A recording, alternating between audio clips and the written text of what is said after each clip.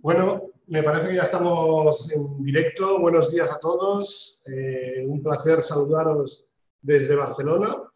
Y bienvenidos al CMS Legal Forum Week, que como sabéis este año, después de más de 6 ediciones haciéndolos en presencial en Madrid, lo tenemos que hacer en digital a través de esta plataforma.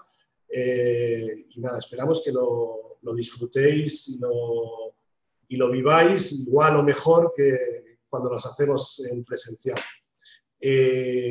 Daros la bienvenida, agradecer a todos los ponentes, a Cristina Jiménez Aurido, a Carmen Hermida y a todo el equipo de FIDE por ayudarnos en la organización, en los contenidos de este foro.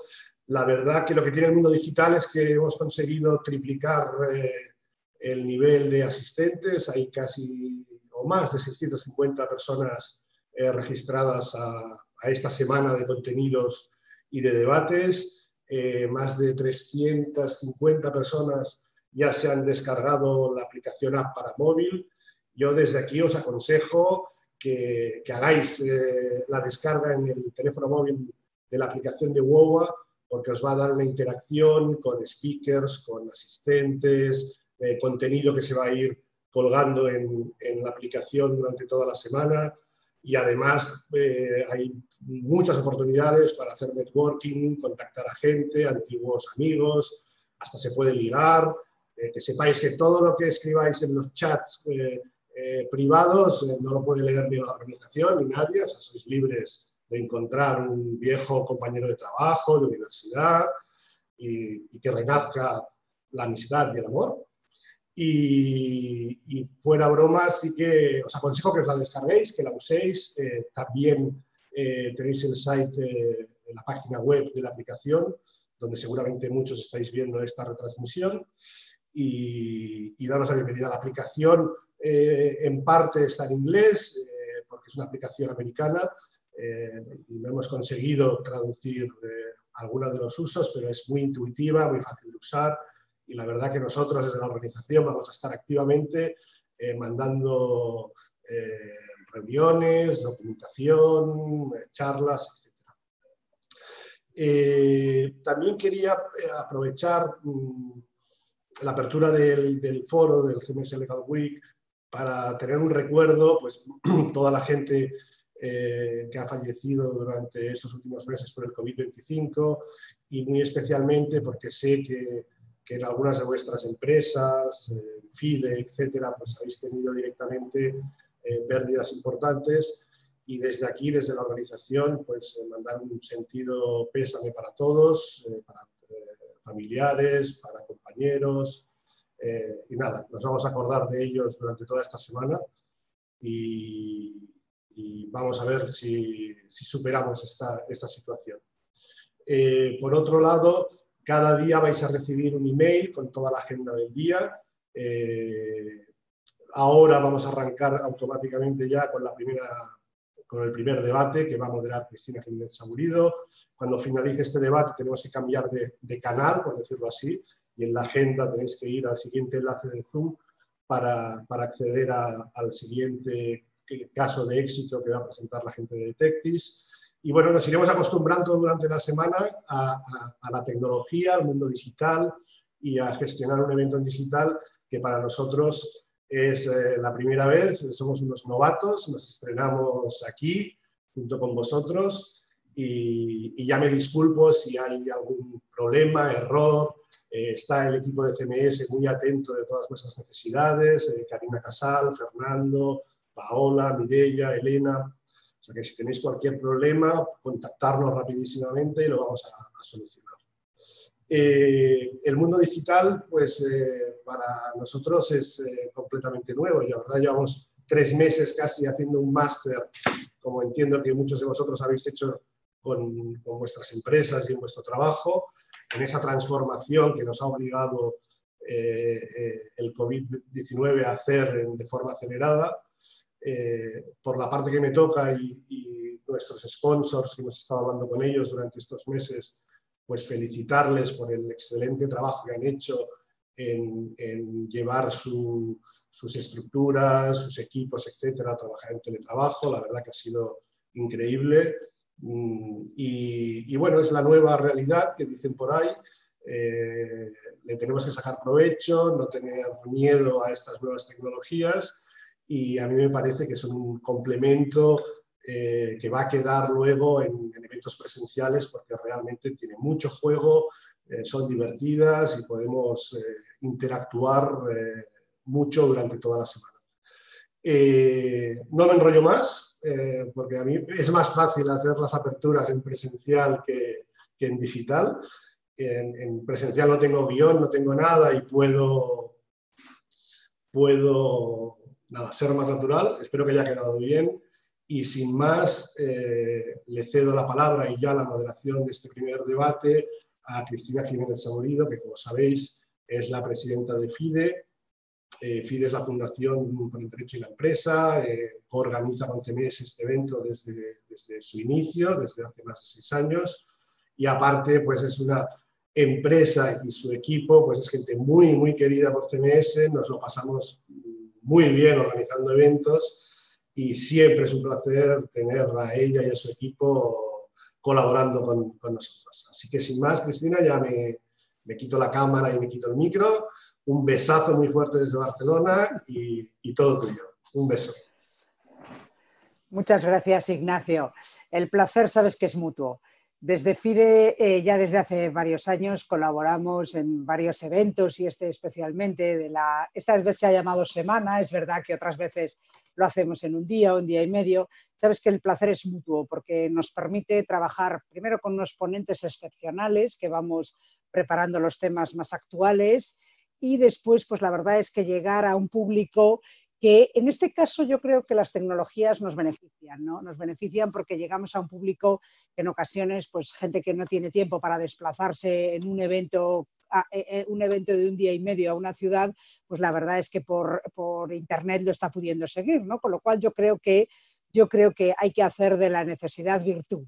Y en este caso lo habéis hecho. Yo sé que es un esfuerzo tremendo hacer un congreso como estos online y estoy segura de que va a salir bien. Pero hay una cosa que siempre, me acuerdo que Manolo Pimentel lo decía en un acto de comunicación, ¿no? Los asistentes siempre están dispuestos a ayudar, siempre están dispuestos a que las cosas salgan bien, con lo cual en lugar de ponerse nervioso cuando hay un fallo, pues hay que decir, bueno, la persona que está llamando tiene tanto interés como yo en que salgan las cosas bien, ¿no?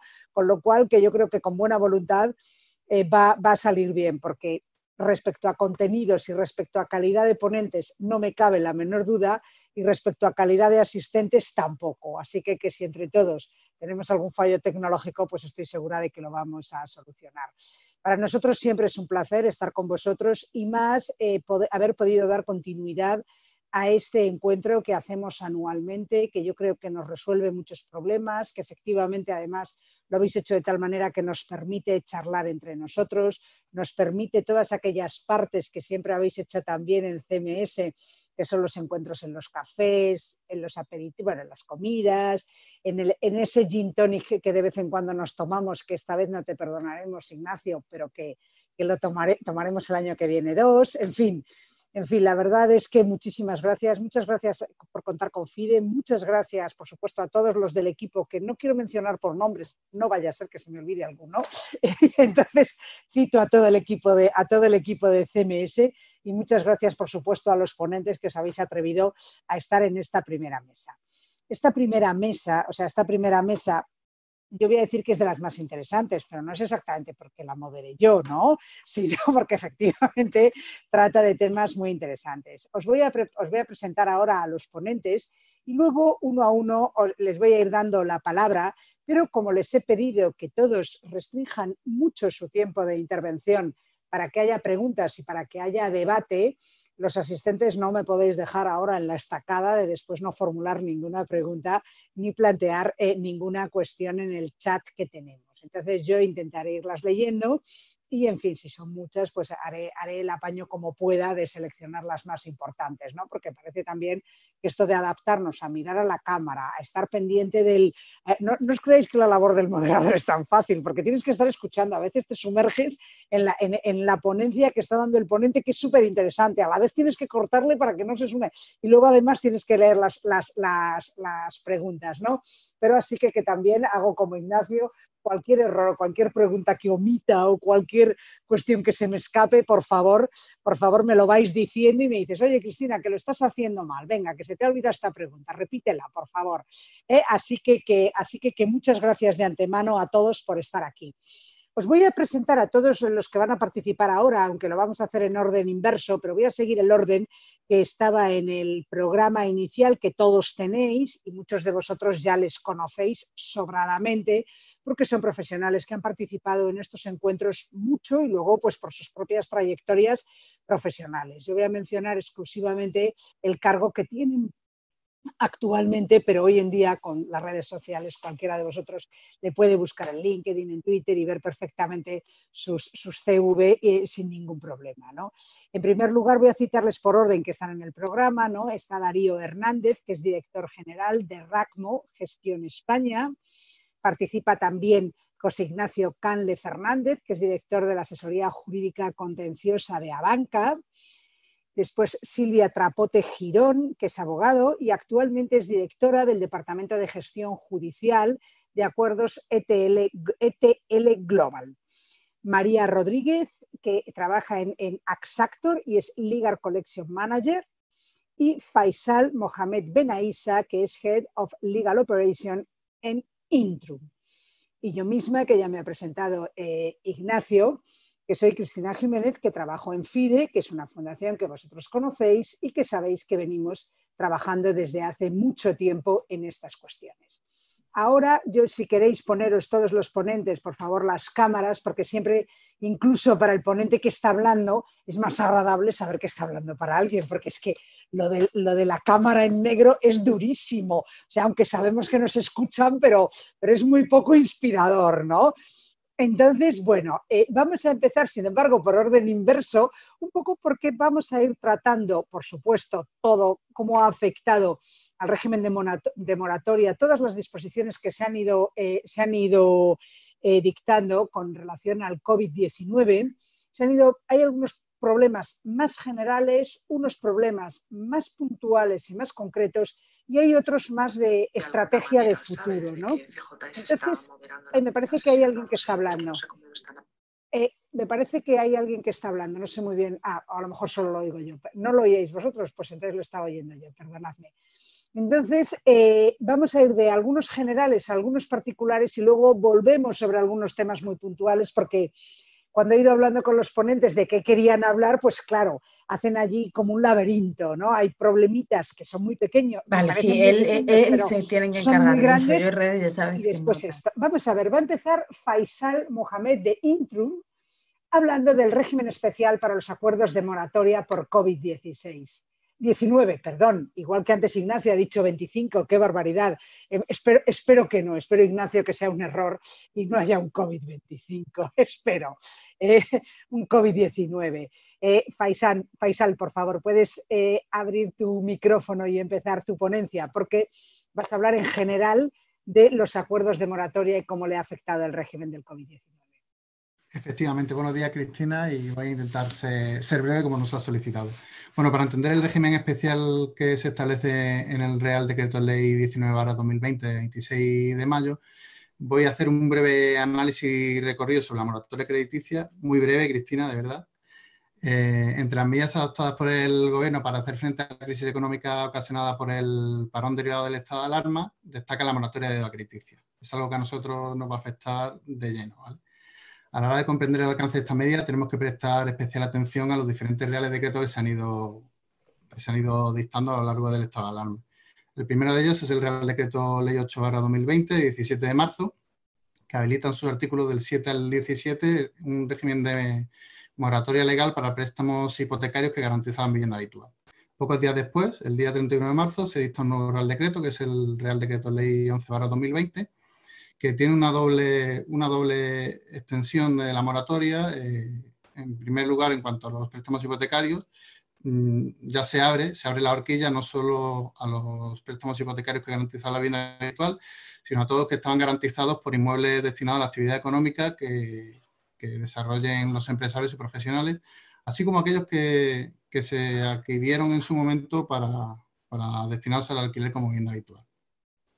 Además, en segundo lugar, se extiende la moratoria, y esto lo podemos ver recogido en sus artículos del 21 al 27, a cualquier tipo de financiación sin garantía hipotecaria que tuviese concertado cualquier persona física, tanto en su fase de consumidor como en el ejercicio de su actividad profesional.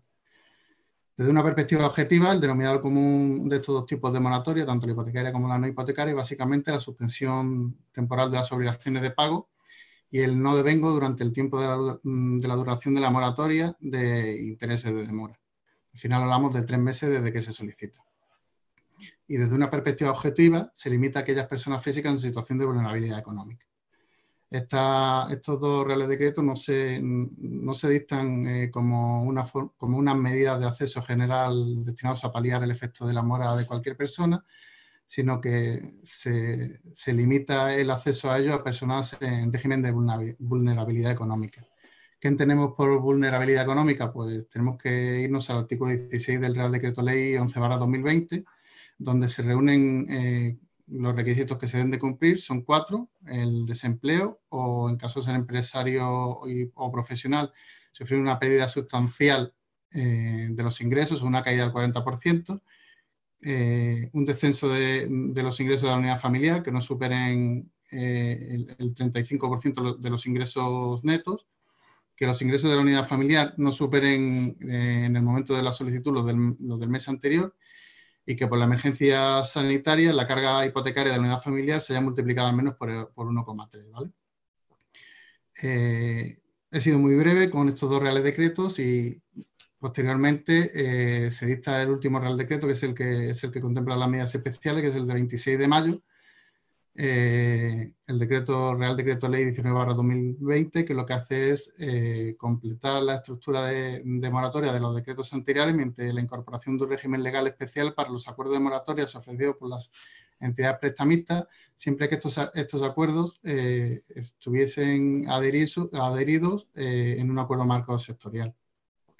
En este sentido, como aspecto fundamental, el Real Decreto 19/2020 condiciona la aplicación a la moratoria a aquellos acuerdos marcos sectoriales que se hayan comunicado al Banco de España para que éste los registre y los publique en su página web. Adicionalmente, se exige a las entidades prestamistas que a diario informen sobre la solicitud de moratorias, sobre las concesiones de las moratorias y sobre lo que se deniegue, ¿vale? A diferencia de las anteriores moratorias, la moratoria de este último Real Decreto no restringe su ámbito de aplicación. Es decir, no va únicamente a los préstamos con garantía hipotecaria y no hipotecaria, sino que incluso amplía arrendamiento financiero y extiende su ámbito subjetivo más allá de los sujetos económicamente vulnerables. Se prevé además que exista la posibilidad de concesión de 2 moratorias, es decir, la moratoria legal y la moratoria especial o convencional, para aquellos supuestos en los que los deudores cumplan con los requisitos para la obtención de ambos respecto a un mismo préstamo. En concreto, se contemplan efectos de la moratoria convencional a partir de la finalización del plazo de los 3 meses. Se prohíbe con carácter general el establecimiento de nuevas comisiones, nuevos gastos o productos combinados. Se entiende que lo que se pretende es establecer únicamente una moratoria y no variar las condiciones generales. Por su naturaleza, además, se agilizan los trámites para su concesión. Aquí vamos a ser un poquito más flexibles que a la hora de conceder cualquier préstamo o crédito, y la información que se exige es una información simplificada sobre las condiciones del préstamo junto con la propuesta del acuerdo. En cuanto a las novaciones, también se prevé un régimen especial. Se va a permitir que se establezcan moratorias en novaciones sin necesidad de que intervengan terceros acreedores que participaron en el préstamo origen, ¿vale? Y asimismo, se incorpora un régimen excepcional de formalización para aquellas moratorias cuya inscripción requiere la formalización de un documento público. Se permite que la misma se inscriba de forma unilateral por el banco, por la entidad financiera, siempre y cuando el deudor ofrezca su consentimiento. Y por último, se prevé un régimen favorable en relación con los aranceles notariales y registrales, ¿vale? Ya para concluir, podemos decir que a partir de este régimen nos encontraríamos con 3 tipos posibles de moratorias. La primera, la legal, que es la que se establecen los 2 primeros reales decretos. La segunda, que es el tipo de moratoria pactada entre las partes y acogida a lo previsto en los acuerdos sectoriales. Y la tercera es la moratoria que se basa en el artículo 1255 con los principios de libertad de pacto. Muy bien. Jolín. Espera, estaba tomando, estaba siguiendo. He tenido que ir a 100 por hora, pero lo he conseguido, Cristina. Pero muy bien, muy bien. Yo creo que además lo has dejado justo en el punto. En el punto tengo la impresión de que va a empezar José Ignacio Canle, ¿no? Porque efectivamente, aunque luego vamos a volver a detalles y a mí ya me han surgido alguna pregunta o alguna precisión, lo has dejado donde yo creo que va a empezar José Ignacio Canle, porque va a hablar precisamente del régimen jurídico de moratoria sectorial, ¿no? Por CECA y por AEB, a la vista de las novedades introducidas por el Real Decreto 19/2020. Así que José Ignacio, tienes la palabra.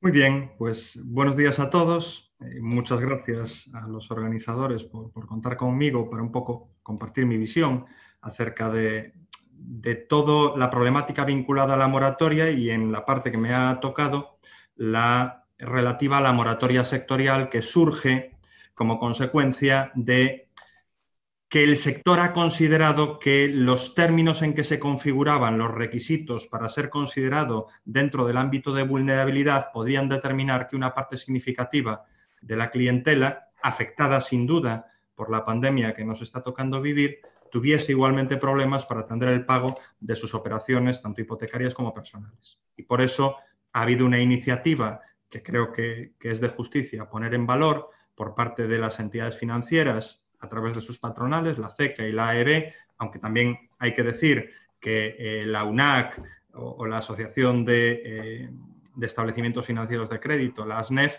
han hecho acuerdos similares con posterioridad que beben de esta misma filosofía. Yo, por cumplir los tiempos que cariñosamente nos impone Cristina, voy a intentar dividir la exposición en 3 pequeñas partes. Una primera relativa a cuál es el fundamento y la base normativa de estas moratorias, una segunda relativa a en qué se materializan los acuerdos y una tercera relativa a en qué medida el Real Decreto Ley 19/2020 ha impactado en la materialización de estos acuerdos, a la que Faisal ha hecho parcialmente referencia en su exposición anterior. Desde el punto de vista del fundamento, la finalidad con la que se saca la moratoria sectorial es complementar la moratoria legal, aprovechándose de toda una serie de flexibilidades que desde fechas muy inmediatas a la declaración del estado de alarma en España y en general en los países de la Unión Europea se han venido produciendo en la normativa contable para subvenir pues, esta situación a la que nunca nos habíamos enfrentado. ¿Cuál es esta base normativa? Yo recomendaría, pues, yo creo que son 4 o 5 normas del Banco Central Europeo, de la EBA, del Banco de España, que ayudan a comprender por qué hemos acabado en estas moratorias sectoriales, aprovechándose de estas flexibilidades contables. Y me refiero, por ejemplo, a la comunicación de 20 de marzo de 2020 del Banco Central Europeo, que fue la primera flexibilización en el tratamiento contable de las exposiciones dudosas, donde el mensaje es que los árboles nos dejen ver el bosque, que un problema transitorio de un cliente afectado por el COVID no nos impida ver que ese cliente es un cliente solvente a largo plazo y que, por lo tanto, el análisis de solvencia para pasar a un cliente a vigilancia especial o para pasar a un cliente a dudoso es un análisis a largo plazo y no en el corto plazo en el que se pueda ver transitoriamente impactado por el COVID. En el mismo sentido, el 25 de marzo se pronunció la EBA, señalando que el ofrecimiento y aceptación de un programa de moratorias legales o sectoriales no llevaba automáticamente a identificar estas operaciones como refinanciadas. Ya sabéis que cuando una operación se considera refinanciada, debe necesariamente pasar a un estadio contable de vigilancia especial o, en determinados casos, de dudoso. Por lo tanto, saldría de calificación normal. Esta comunicación de la EBA es, por decirlo de alguna manera, el punto de partida en el que las entidades se apoyan para considerar que las personas que soliciten estos acuerdos sectoriales no necesariamente tienen que ser clasificadas como refinanciaciones y, por lo tanto, su exposición puede seguir siendo clasificada como normal.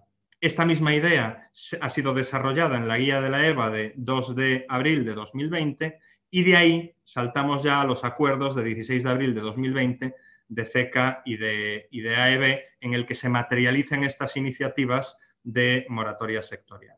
Y por último, al que ha hecho referencia Faisal, el 26 de mayo, se publicó el Real Decreto 19/2020. Este es el contexto normativo. ¿En qué consisten estas moratorias? Unas pinceladas breves por cumplir con el tiempo. La moratoria legal contempla el establecimiento de un aplazamiento por 3 meses y contempla que durante esos 3 meses no se devengan ni intereses moratorios, ni intereses ordinarios. En estas moratorias, tanto CECA o AEB, lo que establecen son periodos de tiempo más largos, para operaciones hipotecarias hasta 12 meses y para operaciones personales hasta 6 meses. Pero se sigue produciendo el devengo de intereses ordinarios.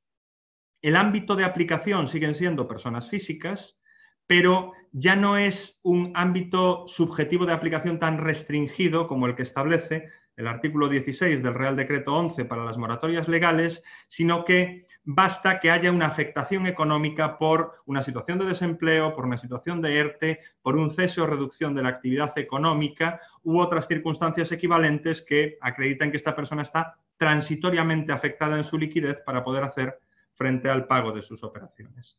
En el ámbito objetivo hay pequeños matices entre el acuerdo de CECA y AEB, pero en general ambos cubren operaciones hipotecarias y operaciones personales y se contempla un plazo de 30 días desde la solicitud para poder implementarlo. Implementación que consiste bien en una redistribución de la parte sobre las que se da la carencia en el resto de la vida del préstamo sin ampliar plazo, en una ampliación de plazo, funcionando de manera análoga a la legal, o incluso en la utilización de un préstamo personal como un instrumento para conseguir el efecto financiero que se conseguiría con cualquiera de las alternativas anteriores.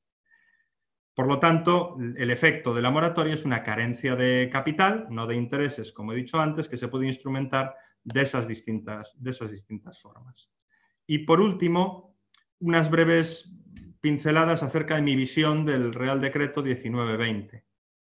A mi juicio, lo que ha hecho, con cierta demora en el tiempo, que ha generado bastante inquietud en conocer cuál era el régimen jurídico aplicable a estas moratorias sectoriales, es una equiparación sustancial del tratamiento que le da a la moratoria legal y a la moratoria sectorial, tanto a efectos de costes arancelarios, que era una preocupación importante en el sector, como a efectos de la instrumentación notarial unilateral que se introdujo para las moratorias legales en el Real Decreto Ley 15/2020 y que tenía todo el sentido que fuera extrapolable a estas moratorias sectoriales que no hacen sino plasmar en la situación del concreto cliente aquello a lo que la entidad ya se ha obligado con carácter previo.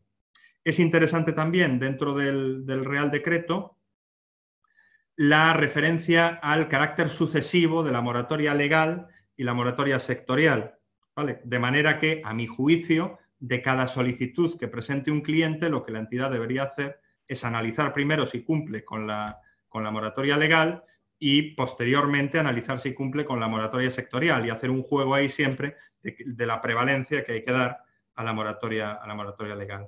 Es interesante también la limitación que se ha hecho del juego de la LCI y de las obligaciones de información de la Ley de Contratos de Crédito al Consumo, que también tiene todo el sentido.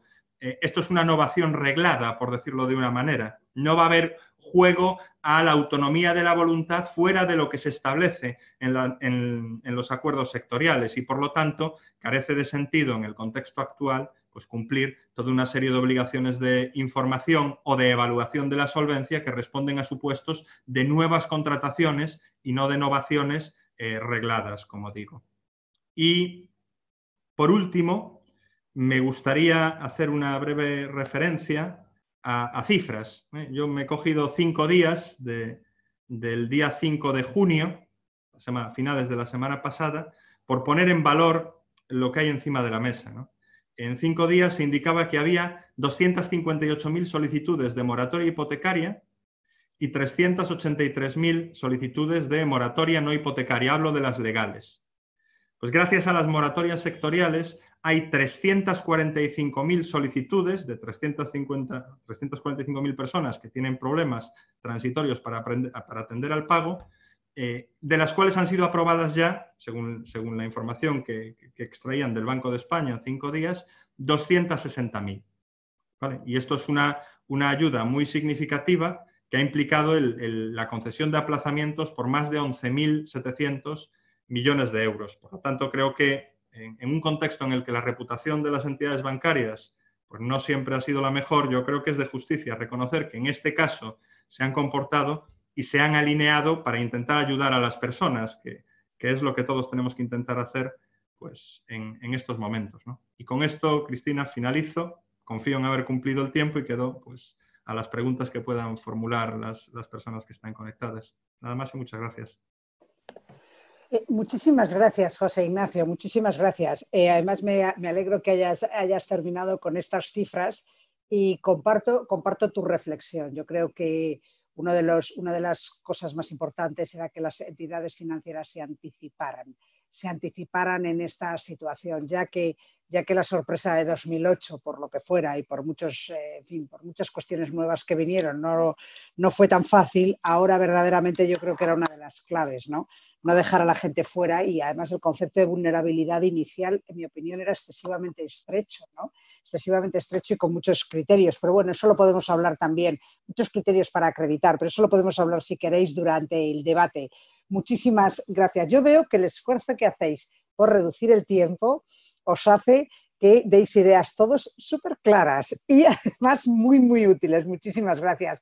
A continuación va a intervenir María Rodríguez, que aunque se ha incorporado unos segundos tarde, supongo que por algún problema técnico, ya la tenemos.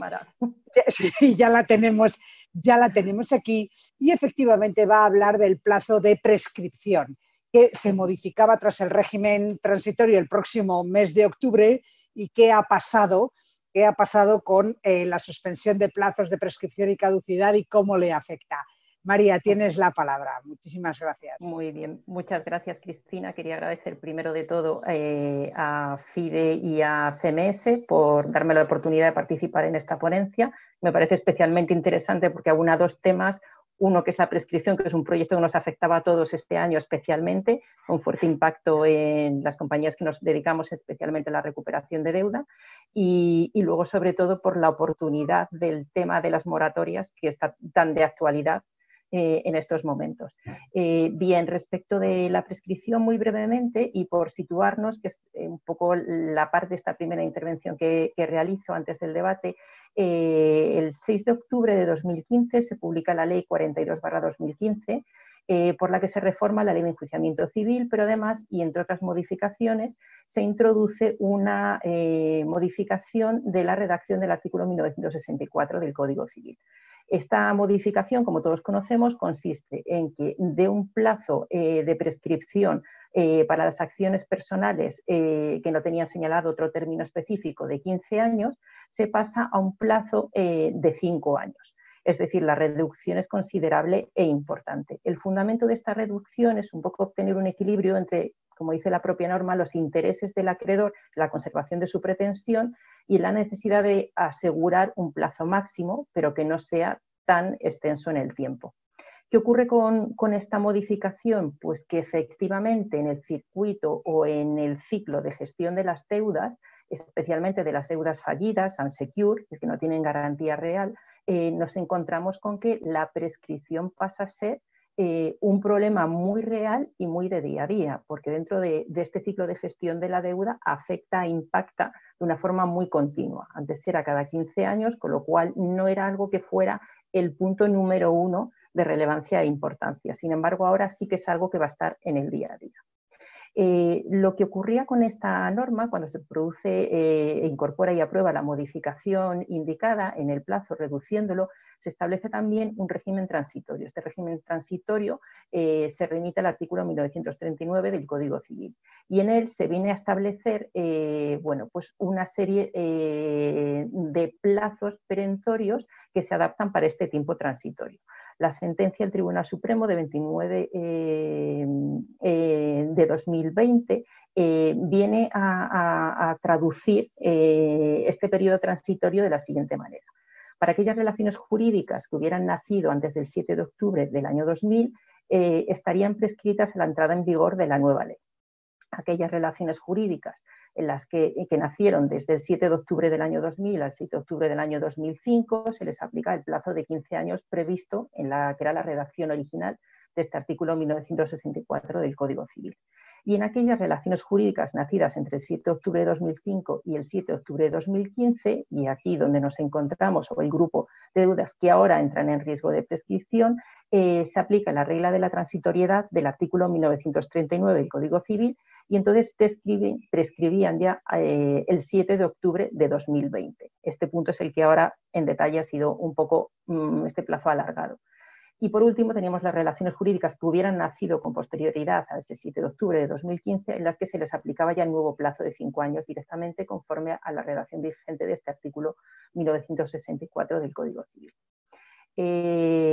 Estábamos todos preparándonos para asumir como un proyecto, un reto importante de este año, lo que era la interrupción del plazo de prescripción para aquellas deudas en las que, habiendo nacido desde el 2005 hasta el 2015, tenían un plazo de prescripción que finalizaba este próximo 7 de octubre de 2020. Este plazo se ha visto modificado y se alarga prácticamente hasta final de año en virtud del Real Decreto 463/2020 por el que se decreta el estado de alarma. En este decreto del estado de alarma, entre otras disposiciones, se establece la suspensión, en lo que a todos nosotros nos atañe, del cómputo de los plazos procesales, la suspensión de los plazos administrativos, pero también la suspensión del cómputo de los plazos de prescripción y caducidad de derechos y acciones. Esto se produce desde el 16 de octubre hasta el 4 de junio, porque por resolución del Congreso de los Diputados del 20 de mayo pasado se prorroga el estado de alarma, pero se desvincula del fin del estado de alarma el levantamiento de la suspensión de los plazos antes indicados, tanto el de los plazos procesales, los administrativos, como sobre todo, que es lo que nos ocupa hoy, la suspensión de los plazos de prescripción y caducidad. Por lo tanto, este proyecto inicial que finalizaba el 7 de octubre, pero que hacía que hubiéramos empezado todas las compañías a actuar sobre el grupo relevante de deudas que se venían afectadas por esta prescripción antes de finalizar este año, que se prorrogue pues, 110 días más, hasta casi final de año. Esto lo que ha motivado es que las compañías que nos dedicamos a la gestión de deuda hayamos tenido que incorporar un proyecto específico para asumir, sobre todo cuando esta gestión de deuda la hacemos en masa, tener que asumir la interrupción de esta prescripción. Esto tiene bastante relevancia para los que estamos en este sector, no solamente porque, como decía, no va a ser algo que tengamos que asumir ahora y como ocurría con anterioridad nos daba 15 años de tranquilidad, por así decirlo, respecto de la prescripción, sino porque ahora en el circuito normal de nuestra gestión de la deuda se incorpora al día a día. 5 años no es nada en nuestra labor y en nuestro acontecer. Y entonces ahora sí tenemos que incorporar a nuestra rutina de trabajo la interrupción de la prescripción, que de hecho se viene produciendo con todas las acciones de reclamación de deuda que prácticamente hacemos, pero no así la posibilidad de probar en un momento dado, si fuera necesario, que exactamente esta prescripción ha sido interrumpida, este plazo de prescripción. Afecta todo este tema de manera muy relevante, en mi opinión, a 3 puntos que me gustaría señalar ahora. Uno de ellos es a la calidad de la información que tenemos en cuanto a la deuda. No solamente por cuánto empieza a ser reclamable esa deuda, que sería el punto inicial del cómputo de la interrupción, sino también de los datos de localización y contacto con los titulares de esa deuda, con los deudores, bien sean principales como avalistas, porque al final necesitamos contactar con ellos para hacer esta interrupción de la prescripción. y en muchas ocasiones ya no es una cuestión de derechos, es una cuestión de un dato de localización.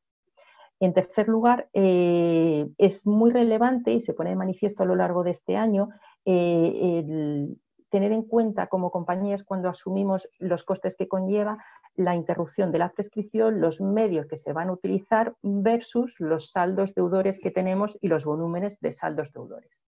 ¿Qué esfuerzo hacemos con las deudas que pueden ser tener mucho volumen de esa deuda, pero que tienen un saldo medio muy bajo, los tickets más bajos, que solemos decir?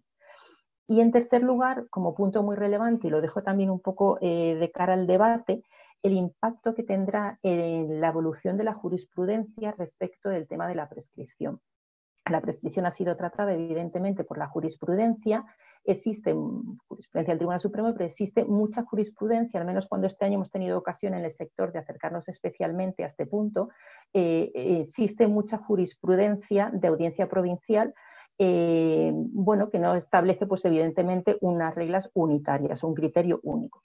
Entiendo que a partir de ahora la prescripción va a ser un tema que se oponga de forma muy superior a como se venía oponiendo hasta ahora y para el que tenemos que estar preparados. Y probablemente esto dé pie a que haya una jurisprudencia pues, mucho mayor en volumen y en variación de resoluciones. Al final, los medios para acreditar que se ha interrumpido la prescripción son muy relevantes y las posibilidades de contacto con nuestros deudores también son relevantes porque es lo que vamos a utilizar para interrumpir esa prescripción. Y bueno, pues como punto inicial, aquí te lo dejo, Cristina. Muchísimas gracias, María, muchísimas gracias.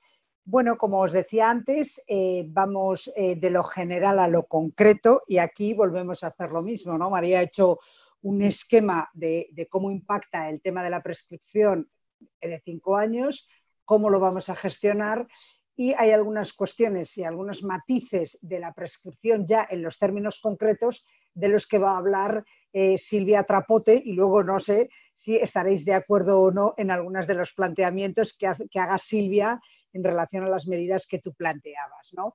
Silvia Trapote nos va a hablar efectivamente de si la prescripción puede apreciarse de oficio, de cuáles son los actos suficientes para acreditar que el acreedor está interrumpiendo la prescripción y efectivamente si el COVID-19, que este es un tema que sin duda será objeto de esta jurisprudencia que tú mencionabas, María, y de este análisis, constituye o no una causa excepcional de la interrupción del plazo. Así que Silvia, voy a hacer solamente un matiz a Ignacio Vilarroch, que estás por ahí. Yo no estoy viendo en mi pantalla, en mi sistema, si está viendo preguntas o no. No sé muy bien por qué. O sea, no sé si es que esto lo tenéis redirigido a vosotros. Lo digo porque si se están formulando preguntas, yo no las estoy viendo en mi pantalla, ¿eh? De momento se ha formulado una, que si quieres ya que te interrumpo os la leo, y preguntan, ¿podría incluir un ejemplo práctico de deuda con vencimiento específico el 7 de octubre de este año? ¿Cuál sería su nueva fecha de vencimiento? O sea, entiendo que es con una deuda de vencimiento específico 7 de octubre de este año, sí. ¿Cuál sería el nuevo tiempo de vencimiento? Pero eso lo va a contestar en todo caso María después, si Silvia nos convence de cuáles son los procesos de prescripción y los actos de prescripción. Si os parece bien, te la dejamos, María, para después, para un ejemplo de una deuda concreta, si te parece bien, y vamos a ir avanzando. Es que lo quería decir ahora para que Ignacio no estuviera relajado pensando que yo estaba leyendo las preguntas. ¿Vale? Silvia, por favor.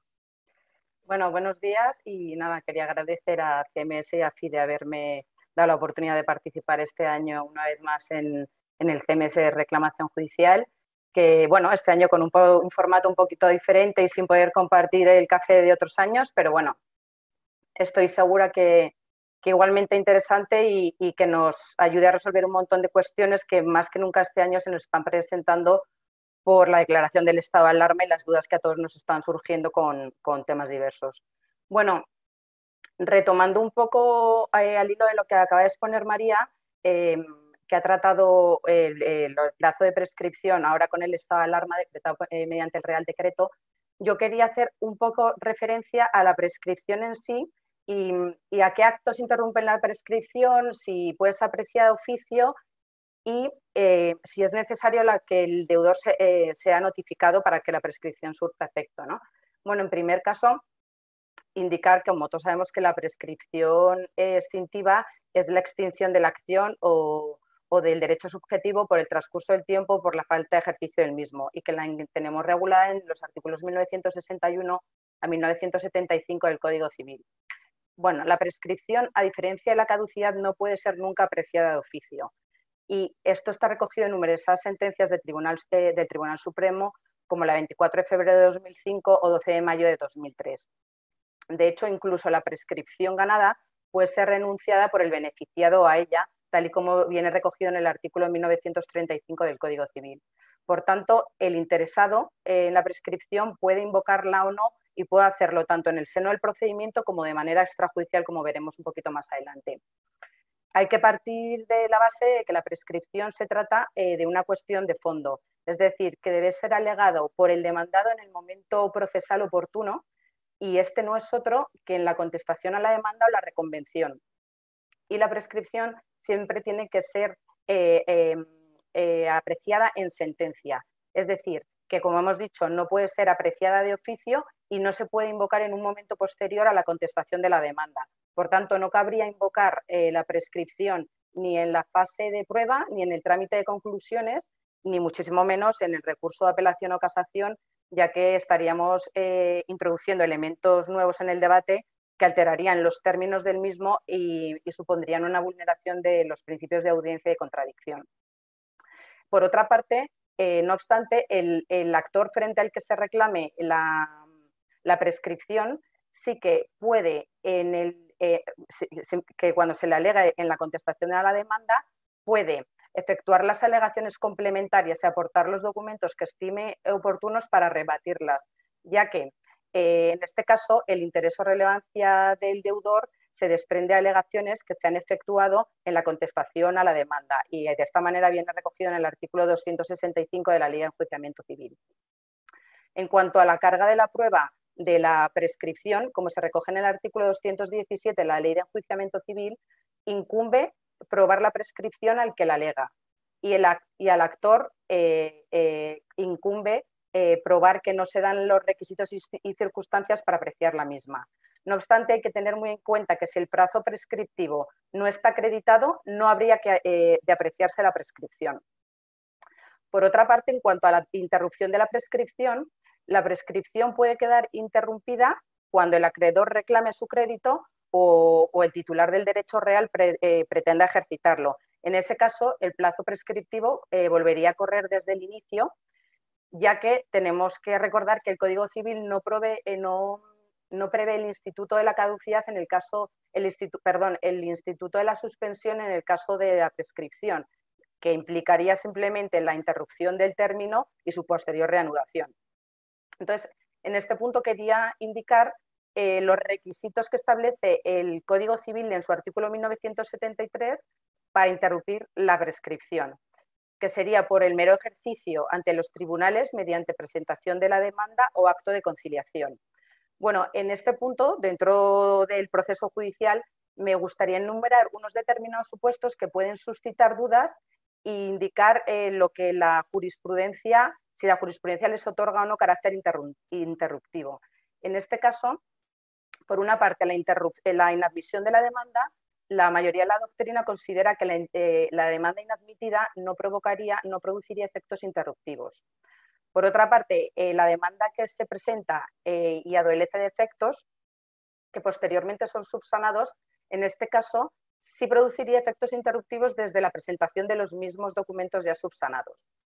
Por otra parte, cuando aquella demanda que es retirada o que se presenta ante un órgano incompetente, aquí quiero mencionar una sentencia del Tribunal Supremo de 20 de octubre de 2016 en la que indica que en este punto la jurisprudencia ha adoptado diferentes posturas. Por una parte está una doctrina más negacionista que indica, que viene a hacer constar que no le otorga efectos interruptivos, ya que se reconocería que no tenía derecho o que se habría producido alguna negligencia en la reclamación.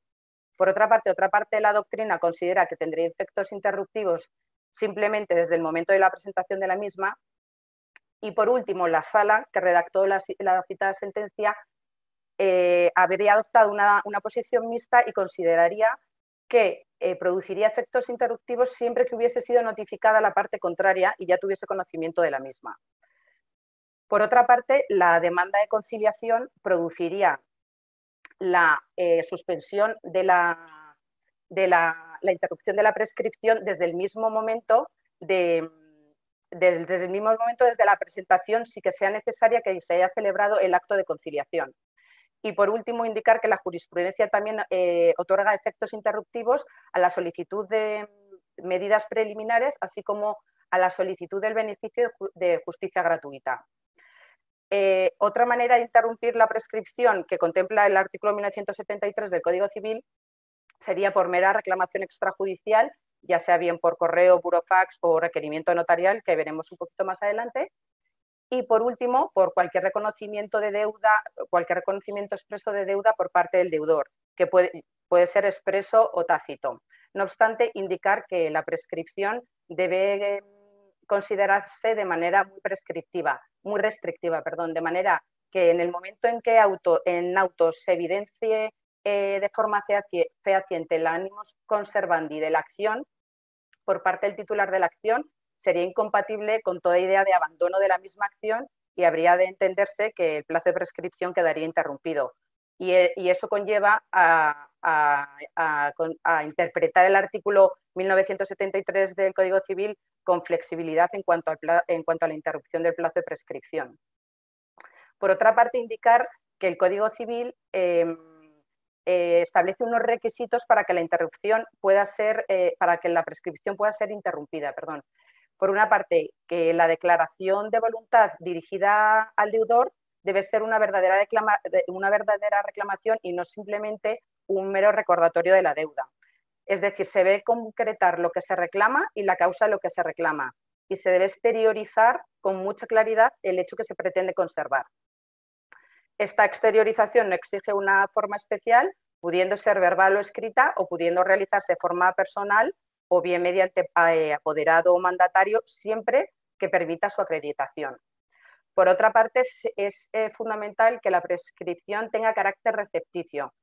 Para que pueda desplegar su normal eficacia, es necesario que llegue a conocimiento de su destinatario, sin que sea suficiente la mera emisión de la declaración. Y por último, indicar que la prueba corresponde siempre al quien alega la prescripción. Bueno, en este punto quería indicar que en los últimos tiempos se vienen empleando nuevas tecnologías de la comunicación para acreditar y para notificar y requerir a los demandados. Y entre los más utilizados, ya sabemos que están los correos electrónicos, los mensajes de texto SMS y los WhatsApp. Bueno, pues Silvia, te voy a pedir 2 minutos, sí, ¿vale? Sí, 2 minutos. Ya acabo, Cristina. Gracias. Con la demanda y la contestación a la demanda se podrían adjuntar reproducciones en papel de esos emails o pantallazos de esos SMS o WhatsApp o actas notariales donde se contengan los mismos y que en cualquier caso tendrán la consideración de documentos. También nos planteamos si las llamadas telefónicas pueden interrumpir la prescripción. Bueno, pues nuestra idea es que pueden interrumpir la prescripción siempre que las mismas supongan la exteriorización de una verdadera reclamación a la persona que está obligada y siempre que estén adecuadamente acreditadas. Y por último, indicar simplemente que el telegrama no tendría efectos interruptivos de la prescripción si no llega a la otra parte. Entonces, muchas veces nos preguntamos, por ejemplo, lo más recomendable sería el envío de burofax o, por supuesto, acta notarial, pero ¿qué pasa si el burofax no es recibido por la parte contraria? Bueno, en este caso recomendamos, la recomendación sería siempre enviarlo con acuse de recibo y certificación de texto, de modo que den garantía del hecho de la recepción y del contenido de dicha reclamación. De esta manera, correspondería al demandado probar la no recepción del mismo, incluso si no fuese entregado y posteriormente no fuese retirado de correos, también provocaría ese efecto interruptivo. Hasta aquí, Cristina. Muchas gracias y perdón, que me he apurado. No, que va. Muchísimas gracias, Silvia. Sí sé que cuesta un esfuerzo. Darío, tienes la palabra. Te voy a pedir que te ajustes absoluto a a tu tiempo, porque después me gustaría que hubiera un poquito de debate. Y la primera palabra después se la voy a dar a María para que conteste a esa pregunta que le han formulado de un supuesto específico. Y si hay alguna más, Ignacio, me lo vas diciendo. Con Darío ya nos proyectamos al futuro, nos proyectamos a que desde aquí y un poco en la estrategia que también estaba comentando María de algunas cosas que hacer, del coste de oportunidad para efectivamente mitigar el impacto de la prescripción de las deudas y qué análisis hacer si creemos que efectivamente todas estas medidas de moratoria lo que van a hacer va a ser impactar en el incremento de ratio de la morosidad sectorial y cómo podemos valorar el tema de efectivamente la conflictividad procesal futura por tantos litigios que se han paralizado en este periodo del COVID-19.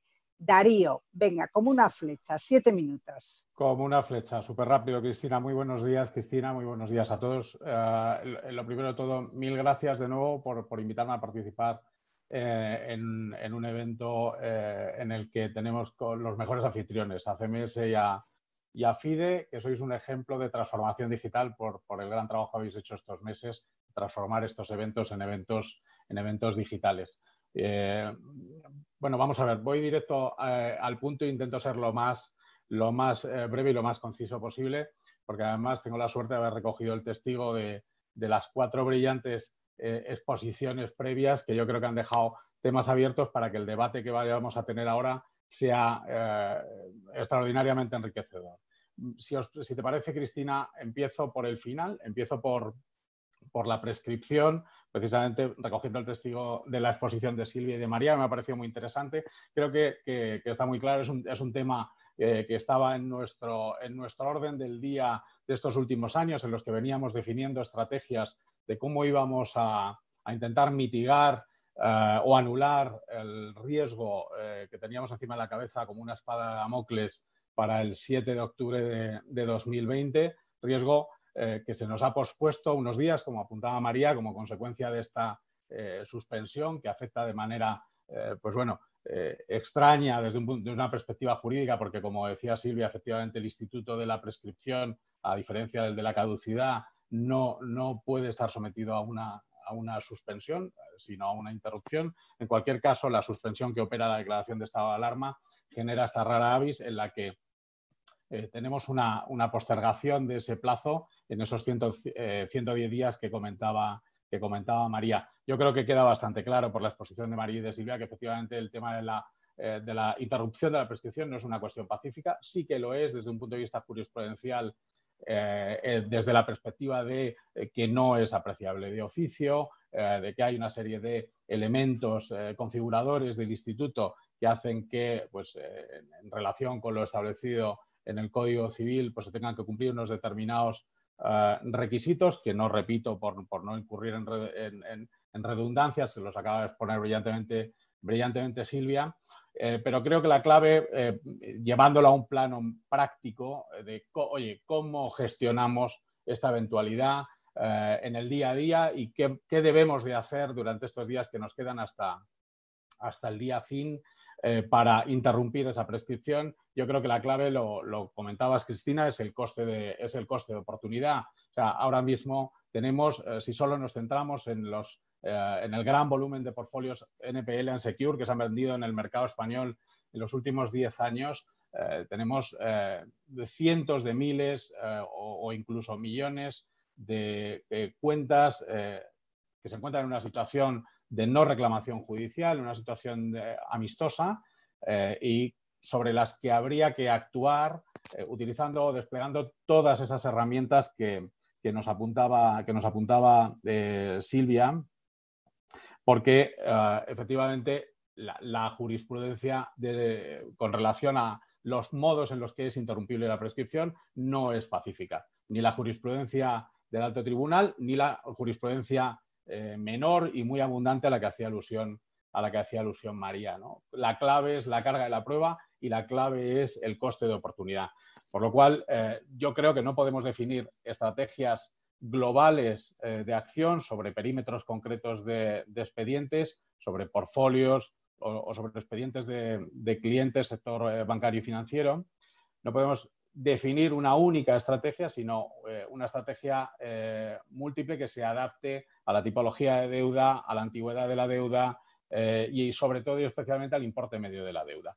Efectivamente, yo creo que a todos nos queda claro que probablemente el mejor vehículo para interrumpir la prescripción es el burofax con acuso de recibo y certificación de texto, donde puedes acreditar de manera fehaciente el que has ejercitado esa acción, con lo cual no se te podrá reprochar el abandono de ese derecho, porque está claro que lo has ejercitado. Queda claro, tal y como comentaba Silvia, cumpliendo todos los requisitos exigidos por el Código Civil y por la jurisprudencia, que ese ejercicio es cierto, sobre una cantidad concreta, que además es recepticio. Bueno, lo mismo nos ocurre, por ejemplo, con los requerimientos notariales, pero no con el resto. Pero claro, el coste que tiene un burofax con acuso de recibo y certificación de texto, o el coste que tiene un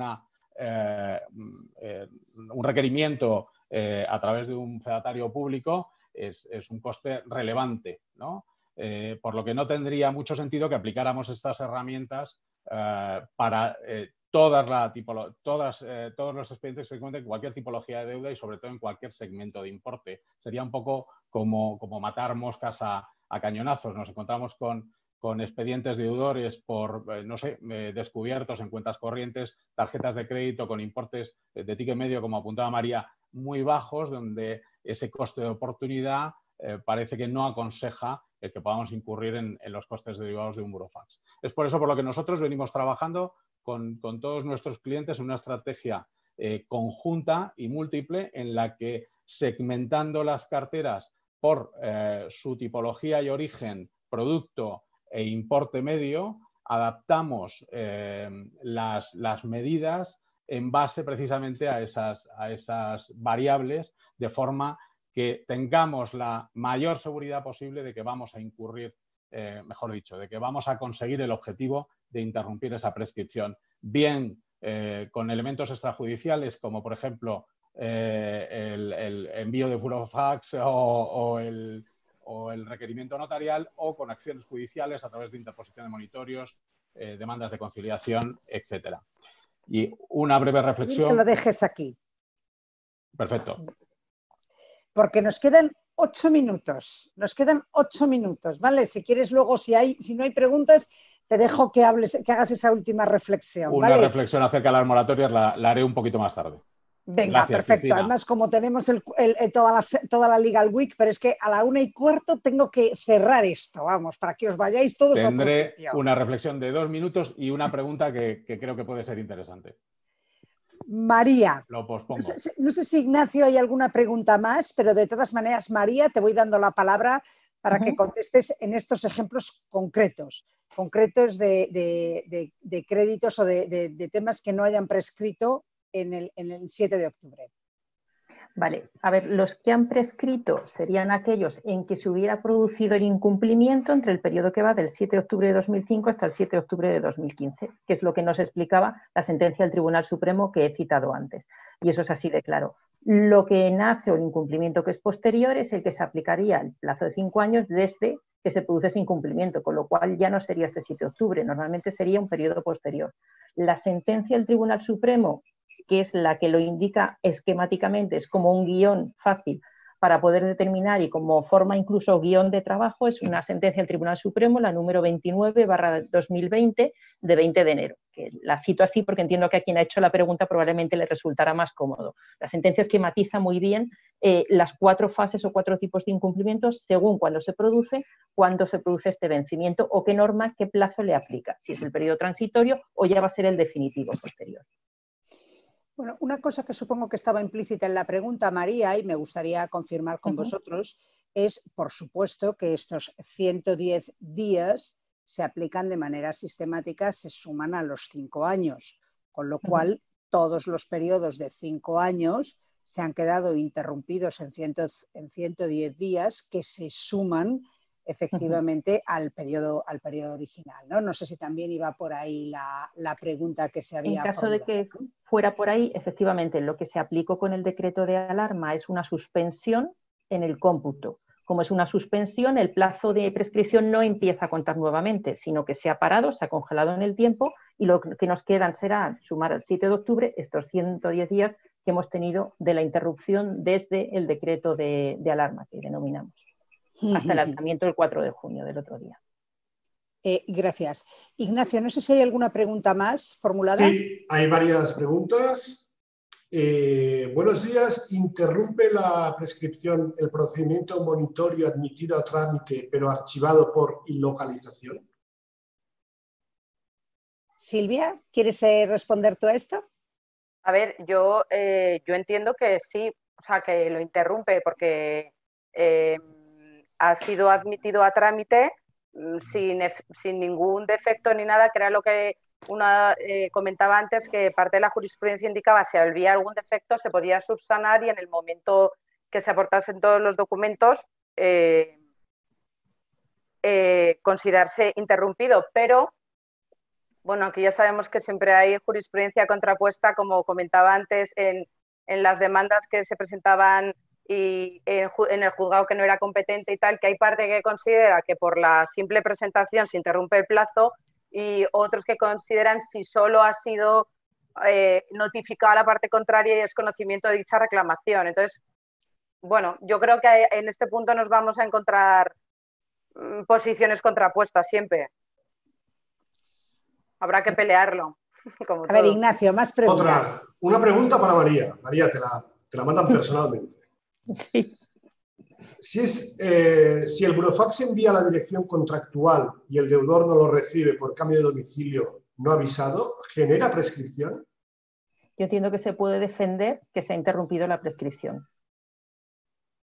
En la prescripción, a través de la jurisprudencia, hay dos principios que a mí me parecen muy relevantes desde el punto de vista de nuestra defensa como compañías acreedoras para defender que hemos interrumpido, que es el principio, me parece interesante además para debate, el principio de autorresponsabilidad y de diligencia media. Normalmente la jurisprudencia, cuando a veces te encuentras con este tipo de situaciones como el monitorio que se comentaba antes, realmente si está ilocalizado el deudor sería el mismo caso, no he podido contactar con él, es el mismo caso que si un burofax no lo puedo llegar a entregar. Pero realmente no puede dejarse en manos del deudor la eficacia de la interrupción de la prescripción. Tampoco sería justo la defensa del derecho del acreedor. Entonces, a veces hay que conjugar, realmente nosotros, como os decía antes, las compañías que hacemos recuperación de deuda, tanto de carácter amistoso como judicial, estamos continuamente haciendo reclamación de deuda, interrumpiendo esa prescripción. Muchas veces el problema que tenemos es la prueba cuando nos alegan una prescripción de que exactamente la hemos interrumpido. Pero no es el hecho de que en sí la hemos interrumpido, porque de facto lo hemos hecho y lo hacemos prácticamente con cada llamada que realizamos a un deudor reclamándole la deuda. Otra cosa es la eficacia que tienes con la llamada, por eso yo os apuntaba el tema de la calidad de los datos. Desde el punto de vista del incumplimiento, ¿cuándo empieza a contarme incumplimiento? Sobre todo en carteras adquiridas que se adquieren en masa y que la calidad del dato pues, se transmite muchas veces de un sistema informático a otro. A veces es difícil, no tienes una documentación de base exacta en la que basarte. En segundo lugar, los datos de la localización. ¿Cómo localizamos? Pues a veces tienes el del contrato original, que es el que se supone que va en el database de la compra de la cartera. Y en la mayor parte de las ocasiones, responsabilidad del deudor, incluso contractualmente, está dispuesto que tiene que actualizar sus datos de contacto. Entonces, entiendo que a partir de ahora esto cobra especial relevancia, porque ahora ya no estamos hablando de un periodo de 15 años, estamos hablando de un periodo de 5 años. En el ciclo de gestión normal de una deuda fallida, esto es diario para nosotros. Es muy breve, es muy breve. Venga, una última, nos da tiempo a una última. Venga, Ignacio. Venga, esta es una pregunta para todos.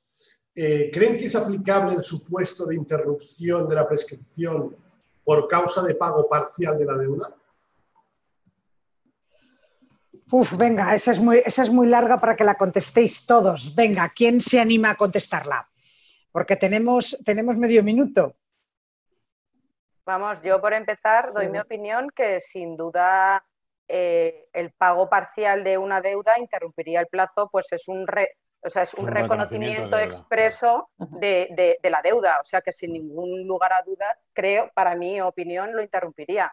Pero bueno, que todo el mundo yo creo que depende de cómo esté documentado, es decir, si está documentado como un pago total o si parece que es como un pago total, no estoy reconociendo ni tan siquiera la deuda, parece que la pongo fin.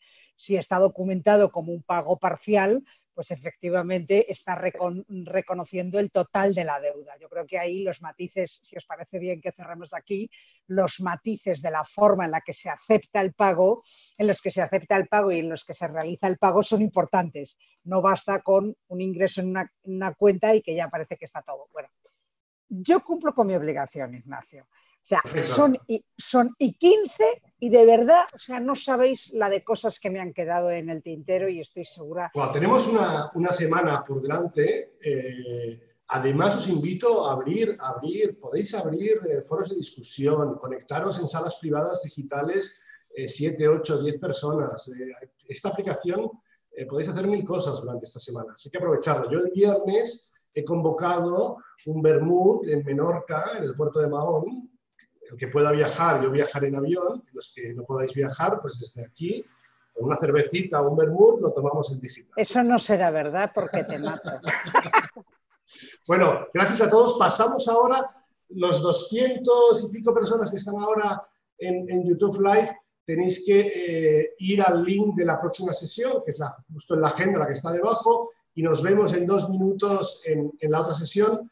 Y a mis queridos speakers, muchísimas gracias. Nos vamos viendo durante la semana y una feliz semana a todos. Un abrazo. Gracias. Ha sido un auténtico placer, de verdad, estar con todos vosotros. Es un magnífico inicio de esta Legal Week, de verdad. Luego los demás lo van a tener difícil para mantener el nivel.